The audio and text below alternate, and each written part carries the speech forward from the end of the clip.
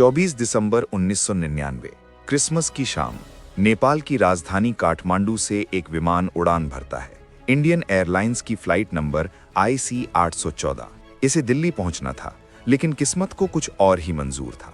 उड़ान भरने के महज 40 मिनट बाद विमान के अंदर चीख पुकार मच जाती है। 5 नकाबपोश बंदूकें लहराते हुए कॉकपिट की तरफ बढ़ते हैं। पायलट देवी शरण की आवाज कांप रही थी जब उन्होंने आखिरी बार एयर ट्रैफिक कंट्रोल से बात की। हमारा विमान हाईजैक कर लिया गया है, हम पर हथियारबंद लोगों ने कब्जा कर लिया है, वो यात्रियों को मार रहे हैं। ये सिर्फ एक हाईजैक नहीं था, ये भारत की एविएशन हिस्ट्री का सबसे लंबा, सबसे दर्दनाक और सबसे शर्मनाक अध्याय था। 8 दिन, 8 रातें, 176 मासूम जिंदगियां और एक सरकार जो घुटनों पर आ गई। साल 1999, दिसंबर का महीना, ठंड अपने चरम पर थी। पूरा देश नए साल के जश्न की तैयारी में था, लेकिन 24 दिसंबर की शाम को एक खबर ने पूरे भारत को हिला कर रख दिया। काठमांडू से दिल्ली आ रही इंडियन एयरलाइंस की फ्लाइट नंबर IC 814 को हाईजैक कर लिया गया था। विमान में कुल लगभग 190 लोग सवार थे, 176 यात्री और 15 क्रू मेंबर्स। ये कोई आम हाईजैक नहीं था। 5 हाईजैकर्स ने पूरी प्लानिंग के साथ इस वारदात को अंजाम दिया था।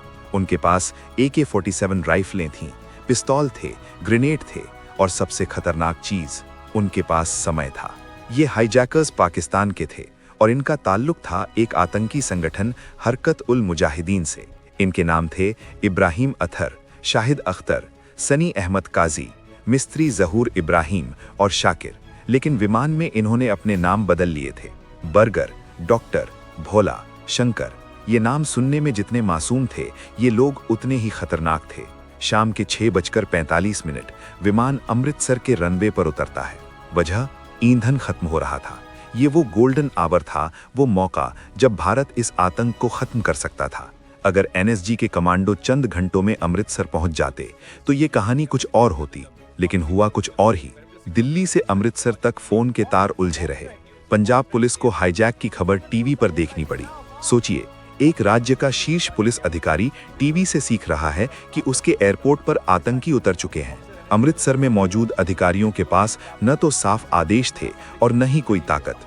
उन्हें बस इतना कहा गया कि फ्यूल टैंकर में देरी करो। लेकिन तभी एक धोखाधड़ी वाला फोन आया। किसी ने कहा कि तुरंत फ्यूल दे दो। इस भ्रम में 20 मिनट बर्बाद हो गए।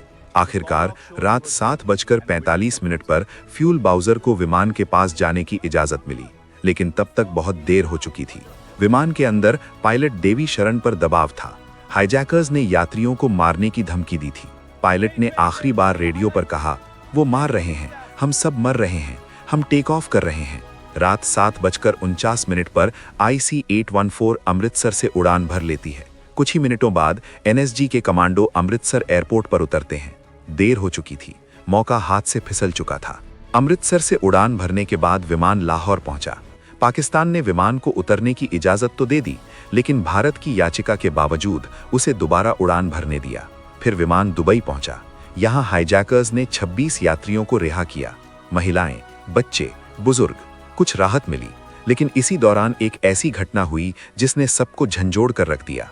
हाईजैकर्स ने एक शव विमान से बाहर फेंकवा दिया। ये शव था 25 साल के रिपन काटियाल का। रिपन नेपाल में अपनी हनीमून मनाकर अपनी नई नवेली दुल्हन के साथ वापस दिल्ली लौट रहे थे।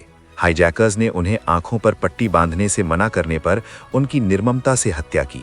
रिपन की मौके पर ही मौत हो गई। उनकी पत्नी रचना अपने पति की लाश के साथ उसी विमान में बैठी थी। सोचिए, उस औरत का दर्द, उसकी जिंदगी का सबसे खूबसूरत सफर सबसे बड़े क्रूर स्वप्न में बदल गया। विमान अब हिंसा से भर चुका था और आतंक का साया और गहरा हो गया था।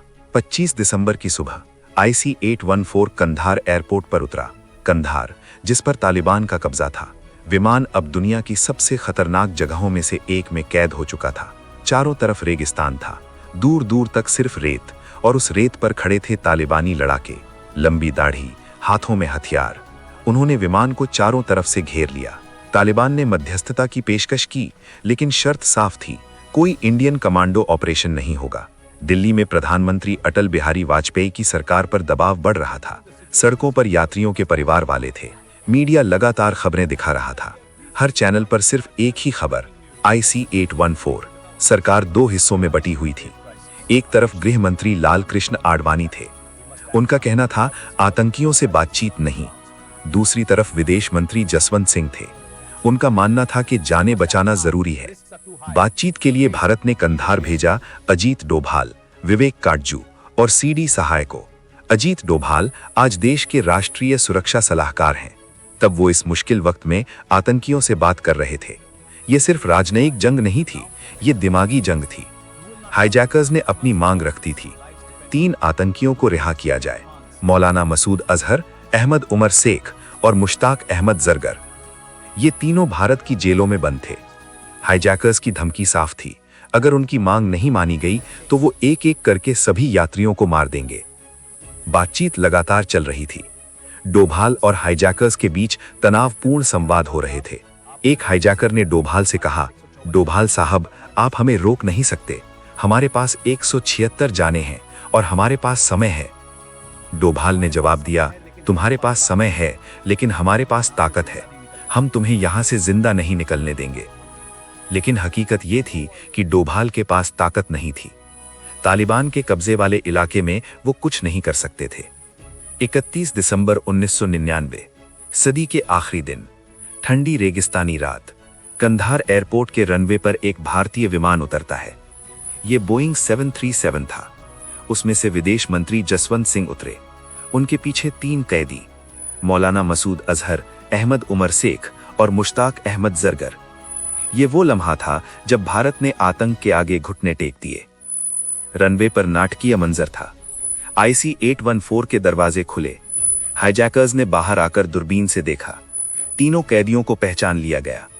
उनके चेहरे पर जीत की मुस्कान थी। हाईजैकर्स ने विमान छोड़ा, यात्री आजाद हुए, लेकिन किस कीमत पर? उसी रात तालिबान ने हाईजैकर्स और रिहा किए गए आतंकियों को पाकिस्तान बॉर्डर तक सुरक्षित पहुंचाया। वो पाकिस्तान के रास्ते आजादी की हवा में गायब हो गए। जश्न मना रहे यात्रियों की तस्वीरें टीवी पर आ रही थीं, लेकिन इस जश्न की कीमत भारत ने बहुत बड़ी चुकाई। मसूद अजहर ने आजाद होते ही जैश-ए-मोहम्मद नाम का आतंकी संगठन खड़ा किया।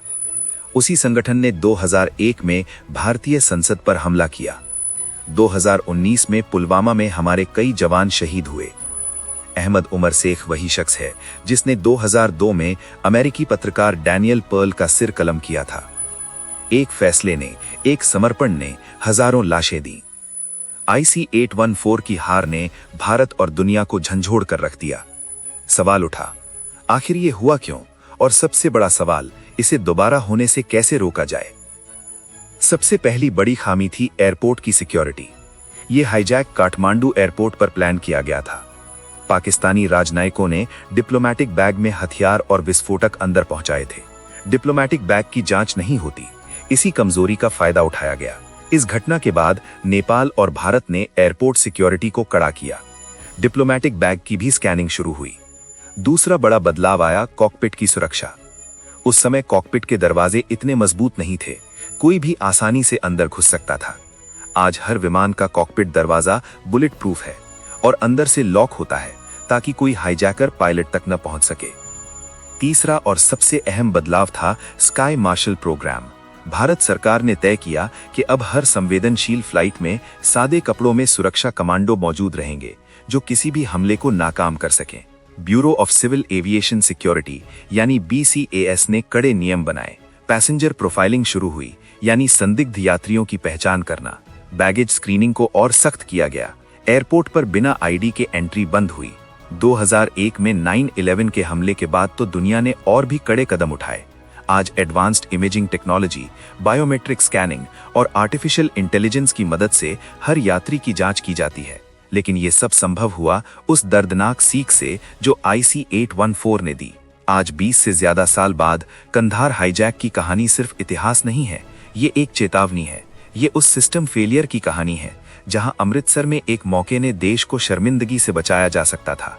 ये उस निर्णय की कहानी है जिसने मसूद अजहर जैसे आतंकी को आजाद कर दिया, और उस आजादी की कीमत आज हम चुका रहे हैं। पुलवामा हो, संसद हमला हो या मुंबई पर हमला, इन सब की जड़ें उसी रात कंधार में मिलती हैं जब भारत ने आतंक के आगे समर्पण किया था। लेकिन क्या हमने सच में सबक सीख लिया? क्या आज हमारी एविएशन सिक्योरिटी पूरी तरह सुरक्षित है? ड्रोन अटैक का खतरा, साइबर सिक्योरिटी की चुनौतियां और आतंकवाद के नए चेहरे, क्या हम इनसे निपटने के लिए तैयार हैं? ये सवाल आज भी उतने ही प्रासंगिक हैं जितने 1999 में थे। इंडियन एयरलाइंस की वो फ्लाइट IC 814 आज भी हमारे जहन में है। उसके यात्री तो घर लौट आए, लेकिन जो जख्म उस घटना ने दिया वो आज तक हरा है। वो हमें याद दिलाता है सुरक्षा की कभी अनदेखी नहीं करनी चाहिए और आतंक से समझौता करने की कीमत हमेशा भारी होती है। आपको क्या लगता है, क्या सरकार ने उस वक्त सही फैसला किया था या फिर अमृतसर में NSG को एक्शन ले लेना चाहिए था? अपनी राय हमें कमेंट में जरूर बताएं। और हाँ, उन 3 आतंकियों की रिहाई ने हजारों लाशें दी। याद रखिए, आतंकवाद से समझौता नहीं, सबक सीखा जाता है। अगर आपको ये डॉक्यूमेंट्री पसंद आई हो तो इसे लाइक करें, शेयर करें और हमारे चैनल को सब्सक्राइब करें ताकि ऐसी ही गहरी और खोजी कहानियां आप तक पहुंचती रहें।